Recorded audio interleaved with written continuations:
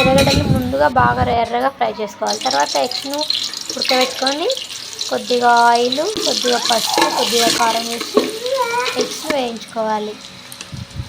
తర్వాత అదే గోళంలో బిర్యానీ మసాలాలు వేసి బాగా వేయించిన తర్వాత 2 ఎర్రగడ్డలు, 4 పచ్చిమిరపకాయలు బాగా వేయించుకొని అందులో కొద్దిగా అల్లం పేస్ట్ వేసి పచ్చివాసన పోయే వరకు వేయించాలి. అందులో కొద్దిగా కొత్తిమీర, కొంచెం పుదీనా, కొద్దిగా సాల్ట్ వేసి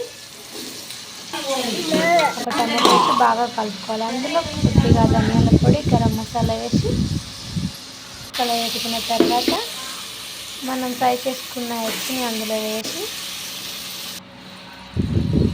కలిపిన తర్వాత ఒక గ్లాస్ బియ్యానికి 1.5 వాటర్ పోసి వాటర్ బాగా మరిగిన తర్వాత మనం నానబెట్టుకున్న బియ్యంని అందులో వేసుకుంటే ఎగ్ బిర్యానీ రెడీ.